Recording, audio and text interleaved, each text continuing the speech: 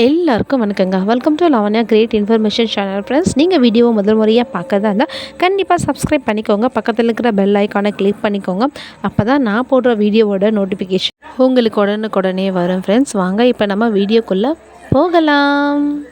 இன்றைக்கி நம்ம இந்த வீடியோவில் என்ன பார்க்க போகிறோன்னு பார்த்தீங்கன்னா, ஐடிகே பற்றி முக்கிய சில விஷயங்களை நம்ம இந்த வீடியோவில் டிஸ்கஸ் பண்ண போகிறோம். ஸோ வீடியோவை ஸ்கிப் பண்ணாமல் முழுசாக பாருங்கள். ஸோ இப்போ ஃபஸ்ட்டு நம்ம பார்க்க போகிறது பார்த்திங்கன்னா, ஐடிகே 3.0 பற்றி சில பேருக்கு நிறைய டவுட்ஸ் இருக்குது.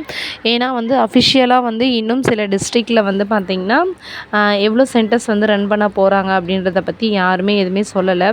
ஸோ வாலண்டியர்ஸ் 2.0 எடுத்தவங்க எல்லாருமே பார்த்திங்கன்னா எப்போ பார்த்திங்கன்னா ஐடிகே ஸ்டார்ட் ஆகும் அப்படின்ற ஒரு கொஷினை தான் கேட்குறாங்களே தவிர ஐடிகே 3.0 இருக்கான்ற மாதிரி அவங்களுக்கு தெரியல. ஸோ இந்த வீடியோவில் நான் கிளாரிஃபிகேஷன் கொடுக்குறேன்.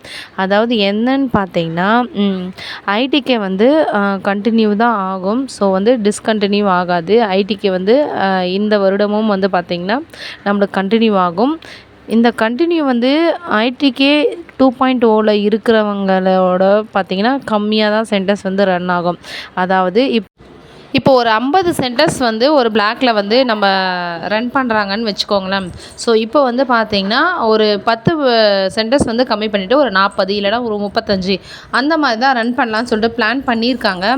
ஸோ யார் யாரெல்லாம் பார்த்திங்கன்னா இந்த கம்மி பண்ண சென்டர்ஸாக இருக்குன்னு பார்த்திங்கன்னா, அதாவது ஐடிகேல ஃபஸ்ட்டு என்ன விஷயத்த பார்த்து இந்த சென்டரை க்ளோஸ் பண்ணுறாங்கன்னு பார்த்தீங்கன்னா, அட்டண்டன்ஸில் யாருடைய பேர் நான் மார்க் லிஸ்ட்டில் போன முறை ஐடிகே 2.0ல கண்டினியூஸாக வந்ததோ, ஸோ அவங்கள எல்லாருமே பார்த்திங்கன்னா டிஸ்கன்டினியூ லிஸ்ட்டில் கொண்டு வர சொல்லியிருக்காங்க. அது மட்டும் இல்லாமல் பார்த்திங்கன்னா, யாரெல்லாம் இப்போது கால் பண்ணால் நிறைய பேர் எடுக்கவே மாட்டாங்க. எந்த ஒரு இன்ஃபர்மேஷனுமே அவங்கக்கிட்டேருந்து நம்மளும் வாங்க முடியாது. ஸோ எந்த இன்ஃபர்மேஷன் கொடுத்தாலுமே ரிப்ளை பண்ண மாட்டாங்க இல்லையா?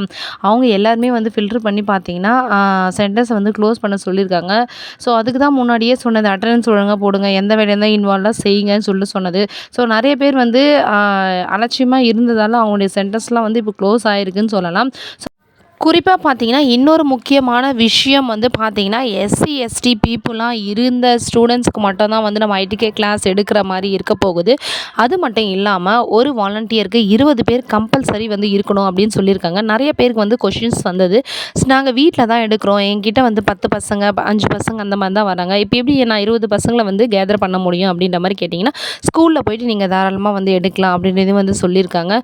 ஸோ கம்பல்சரி 20 பசங்களை ஒரு வாலண்டியர் மேப் பண்ணியிருக்கணும்னு சொல்லியிருக்காங்க. இது ரொம்ப முக்கியமான ஒரு விஷயமா கருதப்படுது. ஸோ இந்த விஷயத்தை எல்லாமே பார்த்திங்கன்னா, இப்போ ஐடிகே 2.0ல இருக்கிறவங்களுக்கு தெரிஞ்சால் தான் அவங்க 3.0ல இருப்பாங்களான்னு சொல்லிட்டு அவங்களெல்லாம் தெரிஞ்சுக்க முடியும். ஸோ இந்த வீடியோவை கண்டிப்பாக ஷேர் பண்ணுங்கள். ஷேர் பண்ணி இவங்க எல்லாம் குவாலிஃபிகேஷனோடு இருக்கிறாங்களான்னு சொல்லிட்டு மறக்காமல் கமெண்ட்டில் சொல்லுங்கள். இப்போ பார்த்திங்கன்னா, மணற்கேணி ஆப்போடைய ரிசல்ட், மணற்கேணி எக்ஸாம் பார்த்திங்கன்னா குறைந்த அளவு தன்னார்வலர்களே பார்த்திங்கன்னா எழுதுனாங்க. ஸோ அவங்களுக்கான ரிசல்ட் பார்த்திங்கன்னா, எக்ஸாமுக்கு மெயில் வந்தது எல்லாமே ஓகேவா இருந்தது. ஏன்னா மணற்கேணி எக்ஸாம் குரூப்னு சொல்லிட்டு ஒன்று க்ரியேட் பண்ணி வச்சுருக்காங்க. ஸோ எக்ஸாம் வரைக்கும் நல்லபடியாக அந்த குரூப் ரன் ஆகிட்டு இருந்துச்சு. ஸோ ரிசல்ட்டுன்னு பார்த்திங்கன்னா, அட்லீஸ்ட் யார் பாஸ் ஆகிருக்காங்க அப்படின்றது கூட யாருமே அறிவிக்கலை. ஸோ சைலண்ட்டாக வேலைகளை கொடுத்துட்டு தான் வராங்க. ஸோ இது ரொம்பவே ஒரு ஏமாற்றத்திற்குரிய ஒரு செயலாக இருக்குது. அவங்க இப்போ எழுதுனங்க 10 பேராக இருந்தாலுமே லிஸ்ட்டு எல்லாமே கொடுத்துட்டு அதில் மார்க் யார் அதிகமாக எடுத்திருக்காங்களோ ஸோ அவங்களுக்கு கொடுக்கறதுல ஒன்றும் தப்பு கிடையாது.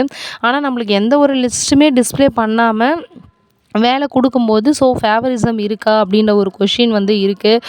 ஐடிகே வாலண்டியர்ஸ் குறைந்த அளவு 1000 ரூபாய் மாதத்துக்கு வாங்கி செய்யறதுன்றது ஒரு சாதாரணமான ஒரு விஷயம் கிடையாது. யாருமே அந்த மாதிரி ஒரு தியாகத்தை செய்ய மாட்டாங்க. ஆனால் இருந்தாலுமே பார்த்திங்கன்னா, வாலண்டியர்ஸ் செஞ்சுக்கிட்டு வராங்க. அப்படி செஞ்சுக்கிட்டு இருந்துமே அவங்களுக்கு ஏமாற்றம் தான் அதிகம்னு சொல்லலாம். எந்த ஒரு விஷயத்தையுமே ப்ராப்பராக நம்ம ஸ்டார்ட் பண்ணதுலேருந்து அது முடிகிற வரைக்கும் ஒரு ப்ராப்பராக இருந்தால் தான் நம்மளுக்கு ஒரு நம்பிக்கை வரும். பாதியிலே விட்டுட்டு இப்போது ரிசல்ட்டை வந்து அவங்க இஷ்டத்துக்கு முடிவு பண்ணி போட்டுட்டு அவங்களுக்கு பிடிச்ச வாலண்டியர்ஸை வந்து அவங்க போடும்போது வந்து பார்த்திங்கன்னா மற்ற வாலண்டியர்ஸ்க்கு வந்து இது ரொம்ப ஒரு கஷ்டமான ஒரு விஷயமா இருக்குது. எனிவே இருக்கிற சின்ன சின்ன வேலைகளை வந்து வாலண்டியர்ஸ் வந்து செஞ்சுக்கிட்டு தான் வராங்க. செஞ்சுக்கிட்டு வந்த ஒரு நேரத்துலேயும் வந்து பார்த்திங்கன்னா இந்த மாதிரி சில வாய்ப்புகள் வந்து தவற விட்டு போகிறது வந்து ஒரு வருத்தத்திற்குரிய செயலாக இருக்குது. ஸோ நீங்கள் மனக்கேணி எக்ஸாம் எழுதுனீங்களா? இல்லை ரிசல்ட் வந்ததா? ரிசல்ட்டில் நீங்கள் என்ன மார்க் எடுத்தீங்கன்னு கமெண்ட்டில் சொல்லுங்கள்.